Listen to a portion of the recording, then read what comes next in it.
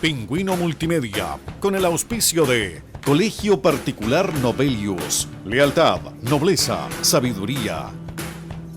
Comercial Termo Austral, fábrica de ventanas. Supermercado Rofil, el más económico de la ciudad. Clínica IMED, nuestra mejor imagen es su salud. Presenta Retruco.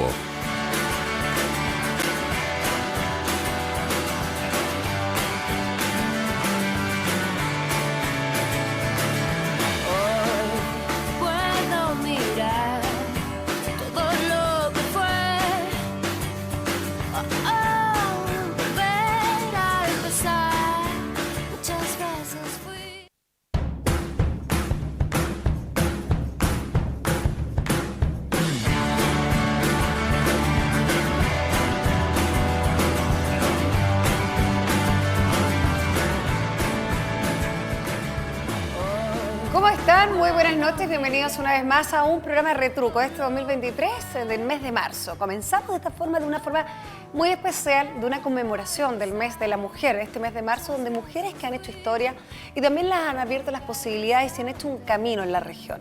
Cuando hablamos de eso salen seguramente algunos nombres muy destacados. Hace un tiempo atrás, hace unos días en Rancurso, una mujer vinculada con el área de la defensa, vinculada con las leyes, vinculada con la profesión de derecho. Tuvimos y nos dimos cuenta a través de los diferentes medios, redes sociales, incluso quienes cubrieron la noticia, es que Gustava Aguilar, abogada, mujer magallánica, donde deja y despide con un gran cariño, con grandes sentimientos, incluso con nostalgia, la Defensoría Regional Pública. ¿Qué ha significado trabajar en el transcurso de los años, comenzar incluso con la Defensoría o inaugurar la Defensoría más austral del mundo? El día de hoy, para nosotros es la mujer destacada de este mes de marzo. Con ella queremos dar también relevancia y conmemorar una fecha tan importante como es mañana 8 de marzo, el Día de la Mujer. ¿Cómo está Gustava Aguilar, ex defensora regional de Magallanes? Bienvenida y gracias por estar sentada en este sillón de Retruco. Muy bien, Paola, muchísimas gracias a ustedes. Agradezco la invitación verdaderamente. Bien, estoy bien, todavía conectada. Bueno, voy a estar conectada siempre con el corazón, con la Defensoría Penal Pública, evidentemente, pero ya habiendo entregado el cargo la semana pasada, trasladando mis libros a mi oficina particular. ¿Va a seguir en el ejercicio en la oficina Voy a volver particular? Al ejercicio libre, sí, voy a volver al ejercicio libre. A mí siempre me ha gustado muchísimo el ejercicio libre, así es que pienso retomarlo. Gustava, queremos conocer igual, porque detrás de esta mujer profesional también hay diferentes gustos, hobbies e incluso pasiones. Queremos en esta entrevista poder conocerla más a fondo, pero una de las cosas que más la apasiona obviamente era la defensoría, pero también el derecho. Gustava es magallánica, es de Punta Arenas, nacida, criada o adoptó esta región después de tiempo. No, soy magallánica, nací en Magallanes. Estudié mis primeros años en el Colegio Británico, ya a la vuelta, porque el Colegio Británico en ese tiempo era solamente la construcción de Waldo Seguel. Estudié posteriormente en el Liceo de Niñas, del cual guardo grandes recuerdos, no solo de mis compañeros, sino de las profesoras y la formación que tuve del Liceo de Niñas. Y luego me fui a estudiar Derecho a la Universidad de Chile. Y una vez que me recibí, por distintas razones, había pensado en algún momento quedarme trabajando en Santiago, haciendo un posgrado. Pero bueno, hubo algunas situaciones especiales. Mi padre falleció cuando yo estaba estudiando para el examen de grado y eso en realidad me hizo volver a Magallanes. Y ya después me quedé aquí trabajando y formé mi familia. ¿Y para usted qué es Magallanes? Porque tantos años también trabajando y con la experiencia que tiene y el profesionalismo también podría haber elegido alguna otra región o incluso me imagino que hubo en algún momento algún ofrecimiento incluso para poder ejercer en el norte del país o incluso en la capital. ¿Qué significa Magallanes para usted? Bueno, como le digo, cuando recién yo me recibí, hubo un ofrecimiento en la Facultad de Derecho, se estaba creando un posgrado que en el fondo era preparar a mucha gente para el Poder Judicial, una suerte de academia judicial. Bueno, en algún momento lo pensé, pero como digo, temas familiares me hicieron, digamos, desistir de aquello y volver a Magallanes. Y ya después me establecí acá, empecé a trabajar. Todos los trabajos que tuve en realidad me sentí bastante realizada, me casé, formé familia acá, mi marido también es magallánico y en algún momento, precisamente cuando ya estaba en la Defensoría Penal Pública, en algún momento desde la Defensoría Nacional se me propuso, por lo menos me plantearon, como mis hijos ya iban a entrar a la universidad, ¿por qué no pensaba en postular a lo que es el cuerpo de inspectores dentro de la Defensoría. Sí, me plantearon algunas amigas que trabajaban en el Departamento de Evaluación y Control si no había pensado yo en la posibilidad de irme a Santiago. Pero la verdad es que no, ya estaba establecida en Magallanes. Magallanes es mi tierra y yo estoy muy, muy agradecida de mi tierra, en realidad de todo lo que yo, no solamente nací acá, sino que todo lo que yo he recibido de esta tierra, donde están mis raíces, donde está mi familia, donde están, bueno, hoy día está uno de mis hijos, desafortunadamente mi hija se quedó en Santiago luego de terminar la universidad, pero por eso digo yo soy una agradecida de mi tierra, verdaderamente, y ya bueno, pasa el tiempo y después ya no es fácil, no es lo mismo cuando uno ya ha hecho carrera largamente trasladarse, digamos, para ejercer en otra parte. Gustavo, cuando toma la decisión de estudiar Derecho, ¿en qué minuto, en qué curso, incluso en algunas aulas del liceo emblemático, Sarah Brown, ahí en Colón, donde muchas mujeres destacadas incluso han estudiado en este liceo emblemático, que hoy lamentablemente tiene menos matrículas, pero en sus tiempos era uno de los colegios con mayor matrícula que existía en Punta Arenas y una de las opciones que existía y con muy buena base de educación? No solo mayor matrícula, sino que verdaderamente yo tuve la suerte de estudiar en este liceo con profesoras extraordinarias, con compañeras de curso con las que todavía mantenemos lazos hasta el día de hoy. Bueno, yo estaba ya estudiando en el liceo cuando me incliné por estudiar Derecho. O sea, yo creo que un poco mi madre me inculcó un poco el amor por las leyes y la verdad es que siempre me orienté hacia ese lado. Tal vez a última hora tuve alguna pequeña duda cuando, en circunstancias que siempre quise estudiar Derecho, a última hora cuando ya iba a entrar a la universidad y me matriculé, recuerdo, primero en la Católica y después me fui a la Chile, había pensado en algún momento estudiar Ingeniería Comercial, pero fue un poco una duda esa que tiene uno cuando tiene 16 años, en realidad yo tenía 16 años cuando terminé el colegio, así que lógicamente que a esa edad puede surgir alguna duda. Pero la verdad es que entré a estudiar Derecho a la Universidad de Chile y bueno, nunca me arrepentí de aquello, nunca me arrepentí de la decisión que tomé. Y una de las cosas que también señala usted, no solamente en esta entrevista, sino que en otras que le han realizado y le preguntan cómo estudia Derecho y por qué nace incluso, bueno, estos aires que en algún momento quiso estudiar Ingeniería Comercial, pero su madre, profesora normalista, profesores que hoy en día ya prácticamente no tenemos actualmente, donde ella también infiere en esta decisión. ¿Ella siempre fue quien le inculcó esta carrera? Sí, mi mamá también, verdaderamente ella yo creo que me decía que quizás si ella no hubiera sido profesora, hubiera querido estudiar Derecho en esos tiempos. ¿Qué significa tener una mamá profesora en esos tiempos? Bueno, siempre para mí, yo tengo un respeto. Una tremenda vocación también, tengo un respeto enorme por los profesores, enorme. Y me duele mucho cuando hoy día veo que no se le respeta, no sé si voy a pisar callos, voy a ofender a alguien, pero siento que hoy día no se le respeta al profesor como se le respetó siempre, como debiera ser respetado los profesores en muchos establecimientos educacionales. Yo hablaba hace unos días con un gran director de un establecimiento educacional y conversamos precisamente sobre esto. Me decía que muchas veces que es lo que pide es el respeto al interior de las aulas, que los alumnos se respeten y que exista un gran respeto por los profesores. Entonces, bueno, los profesores normalistas para mí eran grandes formadores de muchas generaciones. Y yo estudié en el Liceo de Niñas y también no eran profesores normalistas, pero tuve profesoras que fueron grandes formadoras también. Entonces yo la verdad es que siento un enorme respeto por los profesores. Cuando hablamos de la carrera de Derecho, una vez que ya finaliza, egresa, ¿cuáles son las líneas o las áreas que le gustan del Derecho? Bueno, siempre tuve un interés especial por el derecho penal, siempre. Por eso es que he tenido una satisfacción tan grande de pertenecer a la Defensoría por tantos años y poder haber desarrollado plenamente. De hecho, cuando estaba en la facultad teníamos ramos obligatorios, pero había algunos ramos que eran electivos. Y yo recuerdo que tomé todos los ramos electivos en materia penal. Todos, por ejemplo, en tributario, yo siempre digo que en materia tributaria conozco la ley de renta, por encima, pero por poner un ejemplo, pero en el área del derecho penal tomé todos los ramos electivos en esos años. Criminología era un ramo electivo, medicina legal era un ramo electivo, entonces hice los obligatorios, los selectivos, los electivos. ¿Es verdad que era buen estudiante? Se lo pregunto, porque a veces hay algunos que son de forma... pero hay otros que sí cuesta, se entiende que Derecho es una carrera que tiene que estudiarse mucho, memorizarse mucho. ¿De qué tipo de estudiante era Gustavo Aguilar? Bueno, de verdad que yo, primero no solo yo era buena estudiante, sino que además yo debo decir verdaderamente que el liceo, el curso en el que yo era parte, en el Liceo de Niñas, y si alguien me conoce de ese tiempo o nos conoce... ¿En qué generación salió? ¿De qué generación entré el 71 a la universidad. Ya. Y en la generación en que yo salí del liceo de niña, éramos 30 y tantas alumnas en el curso, creo que 36, y de las 36, 32 entramos a la universidad y a estudiar la carrera que queríamos. Mira, habla de la muy buena base que tenía. Entonces por eso digo, yo era una buena alumna, pero en realidad nosotros, en ese tiempo es algo chistoso, no sé si hoy día alguien lo hace, pero en el curso nosotros pedíamos, no existían esto de poner lugares o poner puestos, pero nosotros sacábamos los cálculos, los promedios del curso hasta la centésima, para ver quién había tenido el mejor puntaje del curso. O sea, éramos un curso muy unido, pero éramos muy competitivas y éramos en general buenas alumnas. Cuando ingresaron a la carrera de Derecho, ¿cuántas mujeres estudiaban esta carrera? Bueno, yo recuerdo bien que... Porque predomina siempre como el género masculino. Sí, muchísimos más hombres, por supuesto. Yo recuerdo perfectamente bien que entramos 225 alumnos a la carrera de Derecho ese año. Y yo creo que, no sé si alcanzábamos a ser el 30%, creo que menos, de mujeres.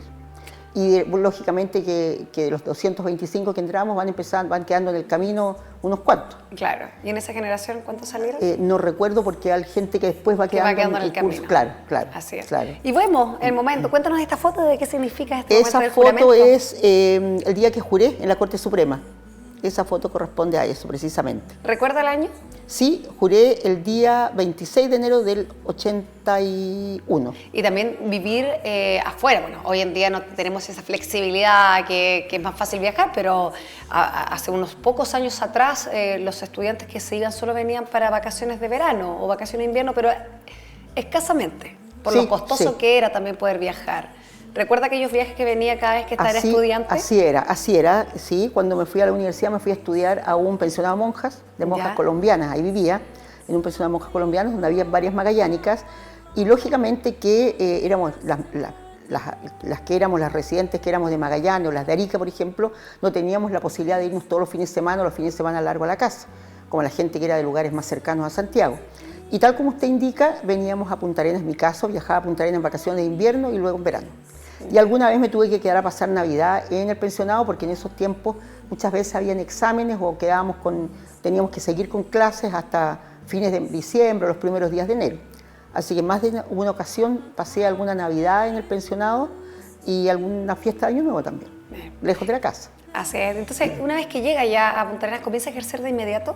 Sí, inmediatamente. ¿Como abogada particular? También como abogada particular, pero mi primer trabajo fue en el Departamento de Educación Municipal, cuando recién estaba el traspaso de los servicios de educación, salud y atención al menor a la municipalidad. ¿Y cómo fue esa experiencia? ¿Fue el primer trabajo? El primer trabajo fue una experiencia buena en muchos sentidos. Aprendí muchísimo. Un poco, tuvimos algunos problemas en el primer tiempo porque hubo una intervención de Contraloría en esa época. Y cuando se estaba conformando la corporación municipal, a mí me correspondió redactar los estatutos de la primera corporación municipal de Punta Arenas. Entonces fue una experiencia muy especial, muy enriquecedora, aprendí muchísimo en ese tiempo. Y bueno, trabajé en el Departamento de Educación Municipal, se creó la corporación, pero estuve 2 años solamente allí por distintas razones. Postulé luego a un cargo de directora del Departamento Jurídico de la Municipalidad.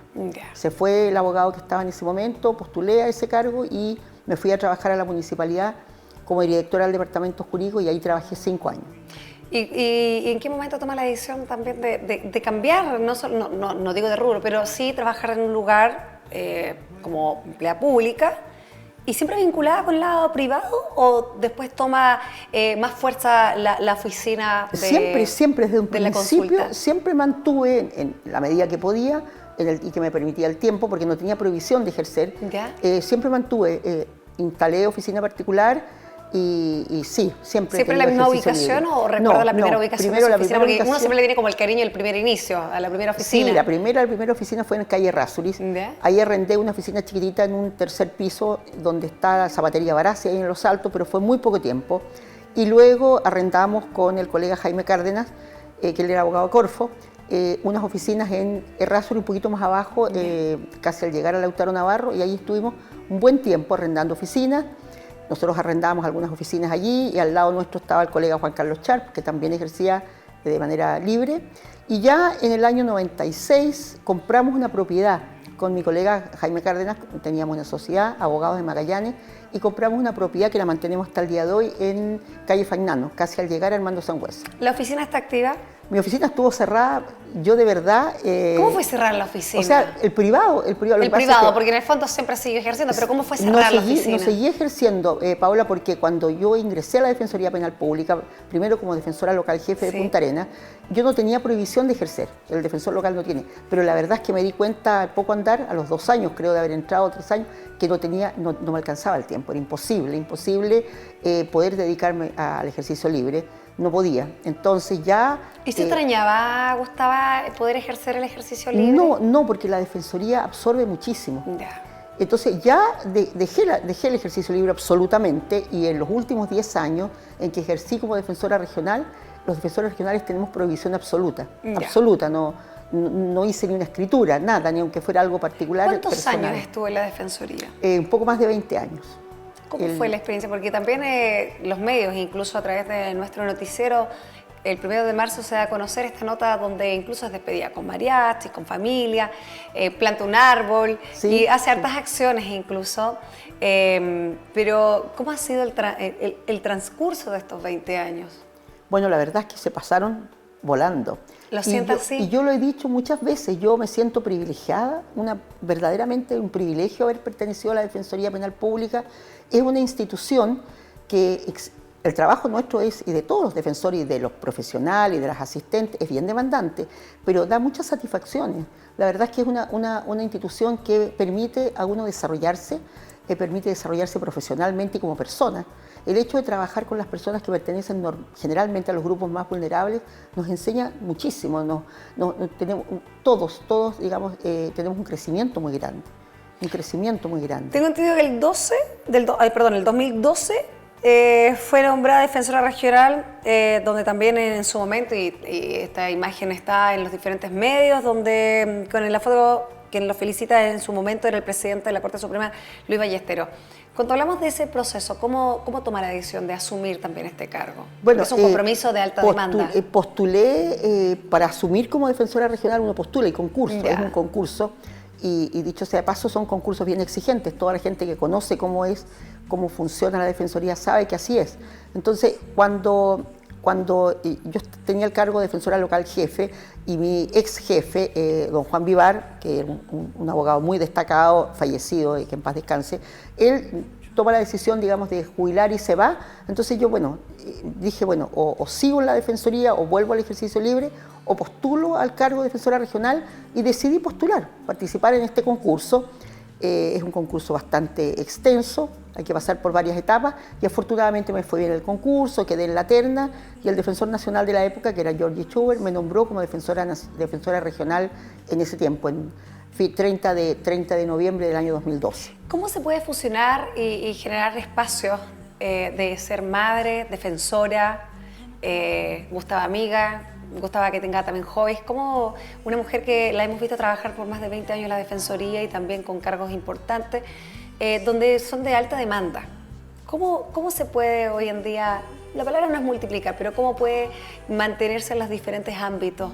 Bueno, siempre, como pudo durante el tiempo. Paola, hay un costo, siempre hay un pequeño costo o gran costo, no sé. Mi familia, en realidad, yo lo he dicho y eso es verdad, no son palabras de buena crianza, todo lo contrario. Yo soy bien franca, digamos, la gente que me conoce para decir las cosas. He tenido la fortuna de tener, mi marido ha sido un gran apoyo, con mucha paciencia, mi hija y mi hijo también, porque claro, a pesar de que cuando yo ingresé a la Defensoría, mi hija mayor se había ido recién a la universidad, y el año 2000, yo ingreso a la Defensoría el 2002, y después se va mi hijo Carlos a la universidad. Entonces nos quedamos con mi marido, y la verdad es que sin duda que hubo muchas cosas que dejé de hacer. Hubo muchos momentos en que tal vez pude haber acompañado a mi marido y no podía hacerlo, porque cuando se inicia la reforma procesal penal en Magallanes, éramos 2 defensores locales acá en Punta Arenas. ¿Cómo fue ese proceso? Era mi colega Ramón Borges, que hoy día es el defensor local jefe de Punta Arenas, y yo. Entonces, aparte de eso, había otro abogado, el defensor regional, el jefe de estudio, el asesor jurídico, que también nos apoyaba. Pero nosotros con el colega Borges, que además él tenía que ir los martes y los jueves a Porvenir, estábamos todos los días en audiencia. todos los días, todos los días en audiencia, no había otra alternativa. Entre los dos teníamos que hacer los turnos de fin de semana, así que fin de semana por medio yo tenía turnos sábado y domingo, hacíamos los turnos. Que son cosas que a veces la población, la ciudadanía no los ve, claro, no claro, sabe claro. hasta cuando está involucrado, cuando conoce o cuando utiliza el servicio. Entonces usted entenderá que eso es de verdad que restarle tiempo a la familia. Yo recuerdo, por ejemplo, nunca mis hijos demandaron ni se quejaron, pero yo recuerdo mucho un comentario de mi hijo Carlos. Yo hablo cuando ya estaba en la universidad, él un joven ya como de 20 años. Un día X, él venía de vacaciones de la universidad, llegar, por ejemplo, yo a mi casa, no sé si era un día viernes, y llegar a las 9:30, a las 10, no sé qué hora, llego a mi casa y le digo a Carlos, mi hijo se estaba preparando para salir al carrete. Entonces le digo, Carlos, pero no vamos a cenar juntos, yo vengo llegando. Entonces me dice, mamá, nosotros cenamos. Yo no tengo la culpa que tú te hayas quedado hasta las 10 de la noche en la oficina. ¿Se considera una mujer trabajólica? No, yo creo que no sé si, no podría decir trabajólica. Yo creo que todos los que pertenecemos a la Defensoría, y si mis colegas me escuchan los defensores, saben que es así. O sea, nosotros decidimos, si uno toma la decisión de ingresar a la Defensoría, sabe que el trabajo que es demandante, que es exigente, quizás a veces demasiado. Entonces, claro, estábamos en una época, estábamos en un periodo en que éramos menos defensores, había que asumir hartas cargas de trabajo. Entonces, no sé si trabajólica es la palabra, pero trataba de hacer mi pega de la mejor manera posible, Gustavo, la población entienda lo que es la Defensoría, cómo ha sido también esto de acercar hoy en día entre la Fiscalía, la Defensoría, también conocer los órganos del Estado y conocer también cómo funcionan. Hoy en día se entiende porque también ustedes no solamente tuvieron un labor fundamental en aplicar, sino que también en dar a conocer y acercar a la ciudadanía cuál es el labor, cuál es el rol que cumple la Defensoría. Bueno, lógicamente que dos cosas. Nuestra función es prestar una asesoría a toda persona que carezca de abogado, toda persona que esté siendo objeto de una imputación, digamos, por parte del Estado, y prestar una asesoría, y no solamente una asesoría, prestar una asesoría de calidad, una defensa de calidad, acercarle un derecho básico que es el acceso a la justicia a todas las personas. Y luego, con el paso de los años, nuestra misión ha ido cambiando y tenemos como misión, como le digo yo, prestar una defensa de calidad y además poniendo un especial énfasis en los grupos más vulnerables y cautelando que se respeten los derechos y la dignidad de las personas. A veces es poco comprendida porque uno escucha muchísimo, desafortunadamente, que hay personas que dicen que nosotros defendemos delincuentes.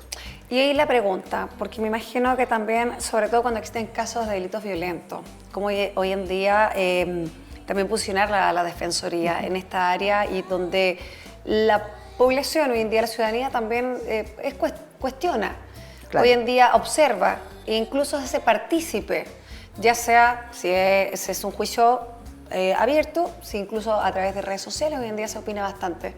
¿Cómo hoy en día lo ha conllevado esto? ¿Cómo hoy en día también se puede entender que se defiende, como usted usó las palabras, a lo mejor a esta popular frase a un delincuente? Claro, bueno, nosotros defendemos personas, eso ya. Y no es un eslogan, nosotros defendemos personas. Toda persona tiene derecho a un juicio justo, lo primero. Toda persona tiene derecho a que se presuma su inocencia, porque nosotros, evidentemente, yo no puedo decir que sea la generalidad, pero nos encontramos con personas que verdaderamente no han cometido el delito. Personas que han estado detenidas, han sido objeto de detención, de prisión preventiva, incluso de condena, sin haber tenido participación en un hecho. Y han llegado a esa circunstancia, desafortunadamente, porque ha habido algún error en el procedimiento policial, un reconocimiento erróneo, incluso una mala defensa. Y bueno, y si hay una persona que ha cometido un delito, una falta, un delito, un crimen, bueno, ¿qué es lo que nosotros tenemos que asegurarle, como yo le digo? Que tengan una defensa efectiva, que tengan un juicio justo, que se le imponga la sanción que en estricto rigor corresponde.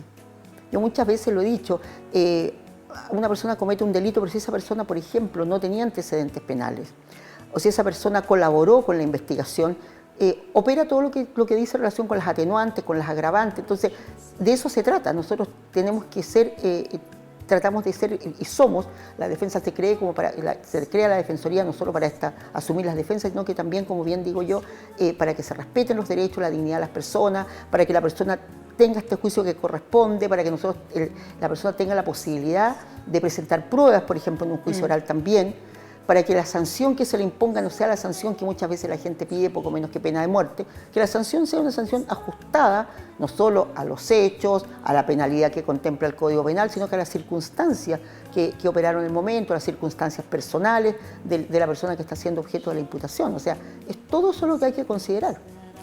¿Pensó en algún momento postular en un tercer periodo? No, la verdad es que no. No, porque yo esta decisión de no postular a un tercer periodo la tomé hace un año. En entre enero y febrero del 2022. ¿Fue una decisión difícil de tomar? Donde hay cariños también, bueno, hay colegas, me imagino que hay lazos. Por supuesto. La rutina diaria de 20 años. Por supuesto que es una decisión difícil, pero la verdad es que yo sinceramente creo que para todo existe un momento. Uno no se puede eternizar en un cargo. El cargo y la defensoría es demandante, como yo lo he dicho, y uno tiene que estar con toda la energía, y yo siento que al día de hoy tengo toda la energía, pero era lo que yo pretendía, y era, si me iba un día de la defensoría, tenía que irme con toda la energía, no irme con cansancio, que no haya un día en que yo diga, bueno, debía haberme ido, o por qué no me voy, o por qué vengo a trabajar acá. Y lo otro, bueno, es que hay muchas personas que tienen todo el derecho a postular, y aquí hay otras personas que ocupen el cargo. Sí, y esa frase también fue parte de la opinión, de parte de las declaraciones que dio a conocer cuando le preguntaban incluso por qué no postula, y usted dice, y es bastante también abierta a decir, existen excelentes profesionales que pueden avanzar en su carrera y tener la oportunidad y estar a los estándares que hoy en día la Defensoría exige. Claro. Cuando tomé la decisión, Paula, están así.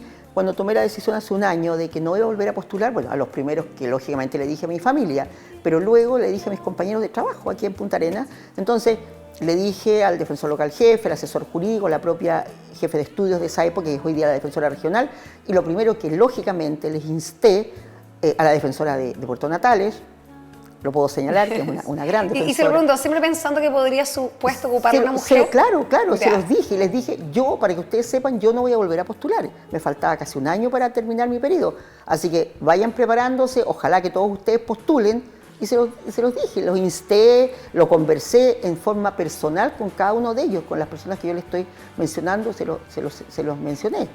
Vamos a ir a una pausa comercial, Gustavo. Vamos a seguir conversando al respecto también del derecho y de la defensoría en Magallanes, lo que se ha generado también estos 20 años, la linda despedida, pero no olvidarnos que va a seguir ejerciendo, seguramente de forma particular. Ahí le voy a preguntar si va a seguir con el área penal o si va a ir a lo mejor a familia, tributaria, entre otras. Pero vamos a seguir conversando con Gustavo Aguilar después de esta pausa comercial. Todo por dentro, evitando porrazos, golpes bajos que duelen. Auspicio de Colegio Particular Novelius. Lealtad, nobleza, sabiduría. Comercial Termo Austral. Fábrica de ventanas. Supermercado Rofil. El más económico de la ciudad. Clínica IMED. Nuestra mejor imagen es su salud.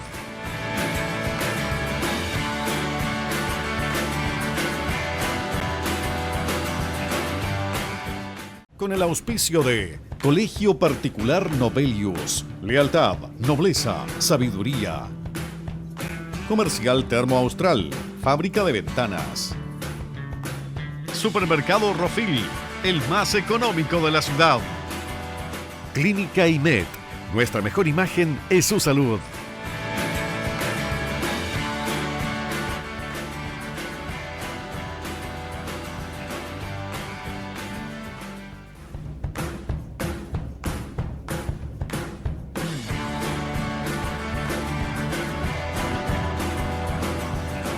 Ya estamos de regreso en su programa Retruco. El día de hoy, esta semana y este mes tan relevante como es la conmemoración del Día de la Mujer. Para mí es un honor poder entrevistarla a ella, una mujer destacada a nivel regional, humanamente también, y donde ha llevado el derecho a la cúlpide. Porque cuando hablamos de la defensa, Gustavo Aguilar es parte de la ex defensora regional de Magallanes, 20 años, con gran cariño se despide.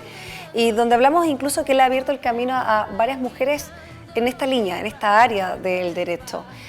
Gustavo, lo conversábamos, ¿sientes que le abriste también el camino, las puertas, en un rol donde está marcado incluso con el género masculino, a otras generaciones, a que sí se puede vincular una carrera que a lo mejor un porcentaje mayor son hombres, pero que más allá del género va por las capacidades y no por el género? Bueno, sí, Paola, la propia Defensoría Penal Pública, la institución a la que yo pertenecí tantos años, es una institución que da espacios y que está siempre dando la posibilidad no solo a los varones, a las mujeres también, para desarrollarse y para ocupar cargos directivos. Y aquí en la región también hemos puesto harto énfasis en aquello y también hemos tenido la suerte, digo yo, hemos sido afortunados porque hemos tenido muchos egresados de la carrera de Derecho de la Universidad de Magallanes que han hecho práctica con nosotros. ¿Hubo un antes y un después que la carrera de Derecho está en Magallanes? ¿Cómo lo observas?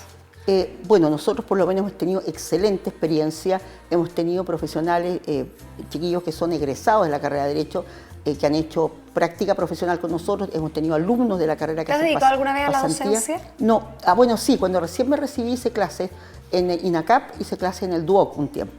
Y después ya alguna vez me ofrecieron hacer clases en la Universidad de Magallanes, y la verdad que no lo hice solamente porque me parece que, primera cosa, es una enorme responsabilidad hacer clases.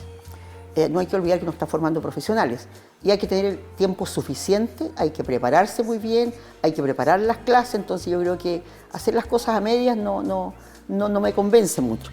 Pero volviendo a lo que me consultaba, sí, la carrera de Derecho de la Universidad de Magallanes ha crecido bastante, han egresado muy buenos profesionales, nosotros hemos tenido muy buenos postulantes que han hecho la práctica profesional con nosotros, egresados de la carrera de Derecho de la Universidad de Magallanes, y hay colegas que se han incorporado, que están trabajando en la Defensoría.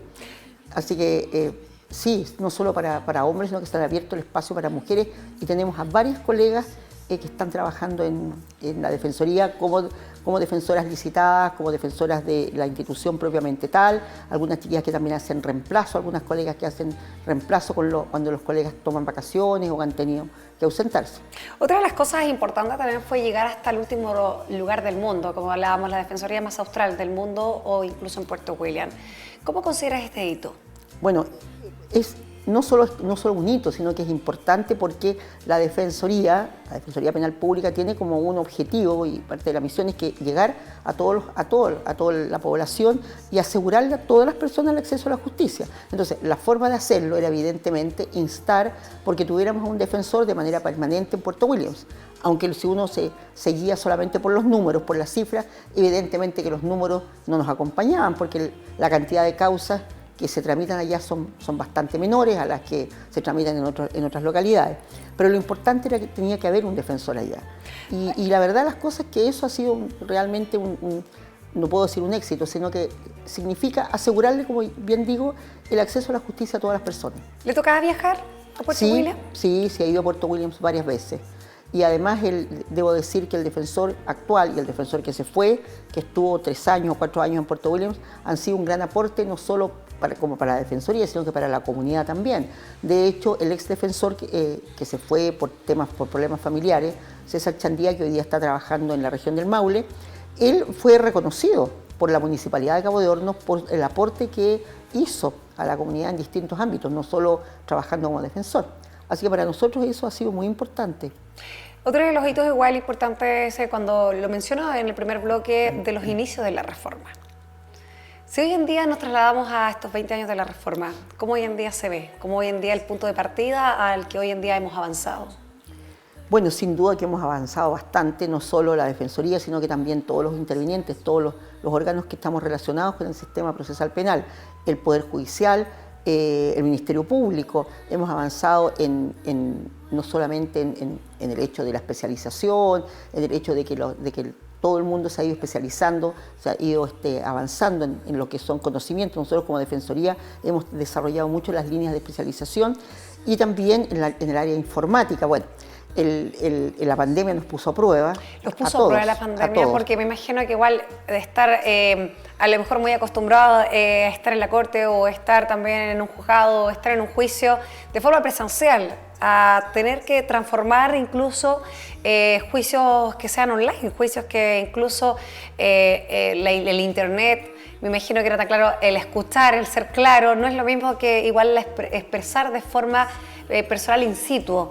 ¿Cómo fue también ese trance de la pandemia? Bueno, son dos cosas. Como muy bien ha dicho Paola, uno de los principios básicos del sistema procesal penal son la inmediación, la publicidad y precisamente que las audiencias sean públicas, que los jueces puedan percibir por sus sentidos una prueba, por ejemplo, una prueba de testigo, una prueba pericial. Pero bueno, enfrentamos este problema sanitario, la pandemia, y tuvimos, y todo el mundo tuvo que trabajar desde sus domicilios durante un gran periodo, hubo que trabajar desde el domicilio y posteriormente, aunque volvimos a trabajar, bueno, los directivos estuvimos casi siempre trabajando en las oficinas, pero tenían que desarrollarse las audiencias de manera telemática, había que hacer las entrevistas con las personas privadas de libertad también vía Zoom, también de manera telemática. Nosotros como Defensoría que tuvimos una ventaja, ¿en qué sentido? Nosotros ya veníamos desarrollando al interior de la Defensoría, veníamos trabajando con la carpeta digital. O sea, no teníamos que ir con una carpeta al tribunal, con una carpeta física, digamos, sino que habíamos digitalizado muchas cosas, teníamos toda la información también se puso a prueba digitalizada, y eso nos sirvió porque nosotros teníamos un gran avance en todo lo que dice relación con los sistemas informáticos. Eso nos sirvió bastante. Y bueno, luego hubo una muy buena disposición y trabajamos muy coordinadamente con el Poder Judicial, me refiero con el Tribunal Oral en lo Penal, con el Juzgado de Garantía, con la Corte, con el propio Ministerio Público. Desde que se inició la pandemia tuvimos reuniones de coordinación. Lógicamente nosotros como Defensoría instábamos siempre porque las audiencias sean de manera presenciales, porque tenemos la certeza y la convicción de que de esa manera se asegura, digamos, el respeto a los derechos de las personas porque se está llevando a cabo como fue concebida la reforma. Pero bueno, los hechos, digamos, la situación demandaba tener los resguardos sanitarios y entonces nos pusimos de acuerdo para que el primer periodo solamente se hicieran de manera telemática aquellos juicios que eran necesariamente de realizar. Y luego de a poco se fueron realizando juicios de manera semipresenciales, por así decirlo. Los defensores con sus representados en el tribunal, los fiscales en el tribunal y la prueba se rendía en el tribunal. Y de a poco ya la situación se fue normalizando, a lo menos en los juicios orales. Después otro aspecto que a nosotros nos preocupaba muchísimo eran las audiencias de control de detención, porque las audiencias de control de detención por espacio de más de 2 años se realizaron desde los recintos policiales. Claro. Y nosotros instamos mucho porque se volviera a la presencialidad, porque además era una carga adicional para los policías, especialmente para Carabineros, porque Carabineros recibe la mayor cantidad de las personas detenidas por flagrancia, mucho más que la Policía de Investigación. Y usted, si conociera el cuartel, la primera comisaría de Carabineros, es bastante, yo diría, precario. Incluso nos reúne las condiciones, digamos, adecuadas para que los propios funcionarios desarrollen su labor adecuadamente. Y entonces ellos, con muy buena voluntad, habilitaron una sala pequeñita desde donde se hacían los controles de detención. Pero todo esto vino a recargar el trabajo de los funcionarios, de manera que, bueno, ya en el mes de noviembre, a principios de noviembre, se volvieron a las audiencias de control de detención de manera presencial. Tengo entendido que una de las últimas actividades también que fue bastante convocada, que fue los 20 años de la reforma procesal penal, avances y desafíos, que incluso fue el 13 de diciembre del 2022, donde estuve en conjunto con la Defensoría Regional, en conjunto con la Fiscalía y también el Poder Judicial. Esta actividad la recuerdo, me imagino, una gran convocatoria de interés y que llegaron desde diferentes partes de nuestro país a Magallanes. Sí, nos propusimos celebrar de alguna manera los 20 años de la reforma con algunos meses de anticipación y trabajamos muy coordinadamente con los directivos del Ministerio Público y con la gente de la Corte de Apelaciones y también con los magistrados que se incorporaron para el desarrollo de este seminario. La verdad es que fue bien exitoso, tuvimos una gran convocatoria, tuvimos la visita recibimos a destacados penalistas a nivel nacional, muchos de los que fueron los impulsores de la reforma en Chile, como por ejemplo Cristian Riego, el profesor Héctor Hernández, vino el ministro de la Corte Suprema, Manuel Antonio Valderrama, que él estuvo muchos años aquí en Magallanes y él hasta ese momento era el ministro visitador de la jurisdicción. Y por nuestra parte nos visitó, vino el Defensor Nacional, vino también el ex Defensor Nacional, el jefe de la Unidad de Estudios de la Defensoría Nacional. En realidad tuvimos la visita, digamos, y participaron de este seminario, como digo, destacados penalistas de nivel nacional. Y bueno, y una convocatoria bien importante, bien interesante. Una de las últimas actividades, ¿no?, que fue sí, con mayor relevancia. De las de mayor relevancia, por cierto, sí, en el mes de diciembre. Me gustaba, en algún momento también tuvo la opción de poder postular o de poder ser o considerar ser fiscal. Bueno, no diría considerar, pero cuando el año 2001 se organizó un seminario, hicimos un diplomado aquí en Magallanes, que organizó la Universidad de Magallanes en coordinación con la Universidad Alberto Hurtado y vinieron precisamente a hacer clases. Los profesores, como ya digo, estos destacados penalistas que fueron los impulsores, los padres de la reforma procesal penal en Chile, bueno, sí nos plantearon a otro colega que también estaban haciendo el diplomado, estábamos haciendo juntos el diplomado, nos plantearon si nosotros nos habíamos pensado, si habíamos, digamos, nos imaginábamos que pudiéramos ser parte del Ministerio Público, nos dijeron que por qué no postulábamos, porque en ese periodo, o nos preparábamos para dar las pruebas, porque en ese periodo se iban a hacer las pruebas, a rendir las pruebas para ingresar al Ministerio Público, porque el equipo de fiscales se organizó un poco antes de los defensores. Entonces, bueno, pero la verdad es que no. Yo recuerdo con el colega Ramón Borges, que él sigue trabajando en la Defensoría Penal Pública, conversábamos los dos, y los dos teníamos la idea de postular a la Defensoría. Así que cuando se abrió el concurso, postulamos a ingresar a la Defensoría Penal Pública acá en Magallanes. Usted, uno también de los trabajos que se ha visto en el transcurso del tiempo es trabajar con las mujeres que están privadas de libertad. Ha sido parte de su trabajo durante estos años la Defensoría. ¿Cómo hoy en día esta acción, seguramente la pueda poder seguir haciendo de forma particular, pero cómo fue esta experiencia durante este tiempo? Y obviamente con la Defensoría tienen el acceso directamente con estas mujeres. ¿Cómo ha sido en transcurso este tiempo y donde a lo mejor podríamos considerar o no, y se lo pregunto, dos preguntas a la vez, si se considera feminista? Bueno, no sé si feminista, pero sí, bueno, lo primero, decir que fue algo evidente el ser defensora, el de estar en contacto con las personas privadas de libertad a diario. Los 10 primeros años que estuve como defensora local, jefe en Punta Arenas, bueno, evidentemente que llevaba las causas y iba frecuentemente, no solo al complejo penitenciario en Punta Arenas, sino que también a Puerto Natales y a Porvenir. Entonces era evidente, es algo muy evidente, cómo fue cambiando digamos, con el paso del tiempo, cómo tuvimos una mayor presencia o mayor número de personas, de mujeres privadas de libertad. Entonces, ¿Ha crecido la tasa de mujeres privadas de libertad? Ya, sí, esa es una realidad.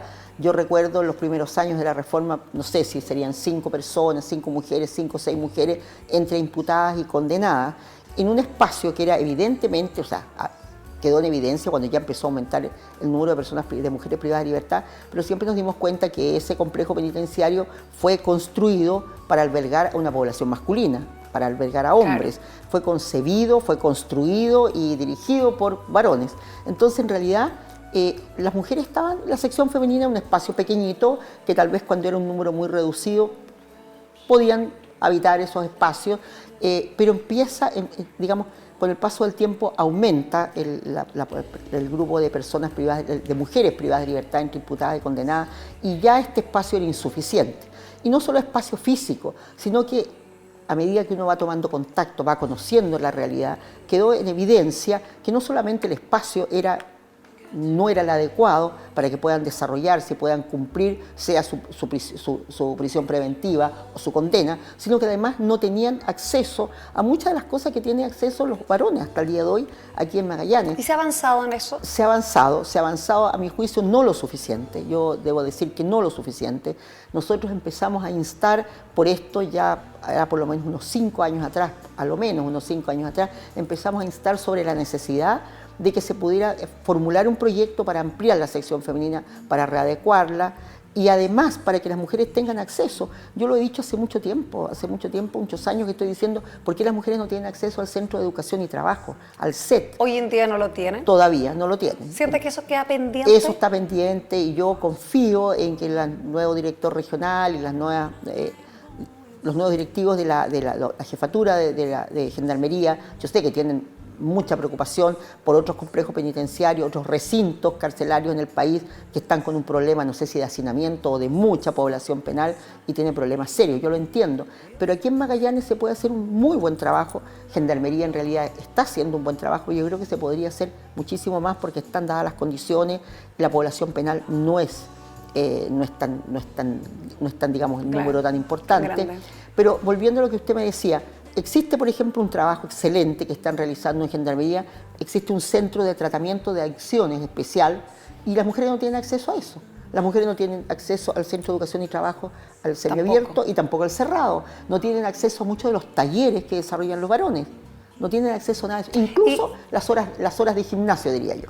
Porque el gimnasio, como son la población masculina es mayor, ocupan más tiempo para jugar baby fútbol. ¿Y cómo avanzamos en eso, Gustavo? Porque usted también lo señala y yo creo que con la experiencia que ha tenido, también con la especialización y con experiencia y profesionalismo, y ha estado también en diferentes seminarios de derecho. Me imagino que exponer y también el debatir y dar a conocer estas situaciones, me imagino que también son de un interés, que no solamente el suyo, me imagino que de algunas otras mujeres defensoras o incluso de algunos hombres que también están a favor que se generen estos espacios. Por supuesto, no solo todos los que estamos en la Defensoría, no solamente mujeres, varones también. Los secretarios regionales ministeriales de justicia en su oportunidad, unos con mayor ímpetu, con mayor fuerza. El ex secretario regional ministerial de justicia nos apoyó y se creó una mesa penitenciaria hace 4 años atrás o 5 años atrás, una mesa precisamente para tratar los temas de las personas privadas de libertad, la salud mental y también este tema de las mujeres. Bueno, finalmente, cuando usted me decía algo se ha avanzado, sí, algo se ha avanzado porque ya se inició el proyecto, afortunadamente se adjudicó, se llamó a licitación y se adjudicó el contrato a una empresa determinada y ya se están realizando y ya están desarrollándose las obras para ampliar la sección femenina. En aproximadamente 800 metros cuadrados va a quedar la sección femenina en definitiva, creo, si no me equivoco, pero va a ser un espacio bastante mayor donde van a poder realizar, habilitar talleres, donde las mujeres también van a tener espacio para desarrollarse, para poder cumplir, como digo yo, la prisión preventiva o su privación de libertad. Espacios que corresponde lo mínimo que uno puede pedir. ¿Usted cree que existe la rehabilitación, que existe la reacción, que existen las oportunidades que hoy en día la sociedad, muchas veces usted lo mencionaba al comienzo de la entrevista, pueden cuestionar a una persona que ha generado un delito, o incluso cuestionarla o indicarla? O incluso cuando comenzó hace 20 años atrás la Defensoría, a lo mejor incluso quienes estaban a cargo o quienes eran parte de una defensa, igual fueron criticados o incluso a lo mejor de alguna otra forma observados socialmente como considerados que estaban al otro lado de la vereda. ¿Cree que existe realmente la inserción social y que la sociedad puede dar una oportunidad a personas que han cometido algún delito? A ver, 2 cosas. Yo creo que desafortunadamente, volviendo a lo que yo le decía, yo aquí en Magallanes, están dadas las condiciones como para que se pueda poner en práctica realmente tratamientos, reinserción, programas de reinserción, programas efectivos de reinserción al interior del complejo penitenciario, tanto como en el Centro de Detención Preventiva en Porvenir en Puerto Natales. Y se están dando algunos pasos en tal sentido. Tal vez en otros recintos no. Se requiere de recursos, desafortunadamente habría que implementar o entregarle mucho más recursos a Gendarmería, recursos en materia de profesionales, especialmente profesionales, porque para trabajar en todo el tema de la reinserción se requiere de duplas, de asistentes sociales, de psicólogos, de terapeutas ocupacionales. Mire, aquí en Punta Arenas, por ejemplo, yo lo encuentro una iniciativa extraordinaria. Hace muy poquito, hace un par de meses, se implementó un módulo especial donde se va a hacer un trabajo de reinserción, apuntando, y muchos de los internos que están en este módulo son personas que han sido reincidentes. Entonces se va a hacer un trabajo y los profesionales que están en el área técnica de Gendarmería están apostando a esto. Bueno, cuando las personas, primero hay que entregarle las herramientas, y yo sí creo en la reinserción, pero luego hay que entregarle las posibilidades cuando las personas recuperan su libertad, porque no todo el mundo. ¿Y en Chile realmente existe la posibilidad de una reinserción? Pocos casos. Yo he conocido algunos casos de empresarios, no sé, Recasur, por ejemplo. Yo sé que Jorge Huit, Recasur, lo voy a personalizar, él le ha dado oportunidad a personas que han estado privadas de libertad, le ha dado la oportunidad de que trabajen en alguna de sus establecimientos. Después había otra empresa, Dagmar, que también trabaja en el área de mecánica y pintura, desabolladura de vehículos, que también recibía a personas que estaban cumpliendo condenas. Y así hay casos, algunos casos. Ojalá hubieran mucho más. Hay casos muy puntuales de algunos empresarios o de personas que tienen negocios que le dan la posibilidad a personas que están cumpliendo una condena en libertad para que puedan trabajar en distintas áreas. Gustavo, me quiero despedir con esta imagen, que la veas, que la observes, porque bueno, ya ha llegado el momento de decir adiós, donde una entrevista que hemos pasado del transcurso de los años de su carrera, pero también como mujer magallánica, y donde madre, tía, y también con esta imagen que se despide de la Defensoría, donde incluso hasta con mariachi le dieron una gran despedida a los funcionarios, donde me imagino que se generaron lindas alianzas de amistad, de colaboradores e incluso donde la familia siempre estuvo presente y que hoy nos acompaña esta imagen donde la familia siempre la acompañó en el transcurso como defensora regional, que hoy en día sigue ejerciendo, va a seguir ejerciendo, pero obviamente dejando de lado y abriendo las oportunidades a otros profesionales también. Muchísimas gracias, Paola, verdaderamente un gusto de haber estado en este programa, de haber tenido esta conversación y sí, solamente decir lo último que sí, soy una agradecida de Dios, de mi familia, de haber pertenecido a la Defensoría, donde hay un grupo de profesionales, de trabajadores, de funcionarios extraordinarios. ¿Por qué los mariachi? ¿Le gustan en particular? Sí, porque fue algo como anecdótico, lo encontré, en realidad fue una iniciativa de una gran colaboradora y una gran amiga que es Silvia González, con la que he trabajado por espacio 18 y 19 años en la Defensoría. Fue una iniciativa de ella y la encontré espectacular. Perfecto, muchas gracias, Gustavo, por estar con nosotros usted el día de hoy en esta conversación, no solamente de la área profesional, sino que también de la área más humana. Que esté muy bien, que tenga un excelente, y bueno, próximamente también en su consulta particular va a estar atendiendo en calle Fagnano. Que esté muy bien, que tenga un excelente descanso. Muchísimas gracias. Conversando el día de hoy con Gustavo Aguilar, ex defensora regional por más de 20 años y bueno, también ejerciendo el día de hoy como abogada penal, va a estar de forma particular. Como siempre, mujeres destacadas en la región de Magallanes. Nos despedimos, que tengan todos ustedes un excelente descanso.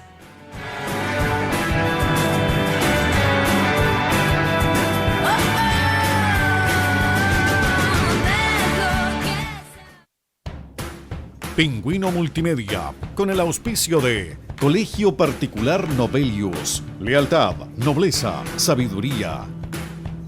Comercial Termo Austral, fábrica de ventanas. Supermercado Rofil, el más económico de la ciudad. Clínica IMED, nuestra mejor imagen es su salud. Presentó Retruco.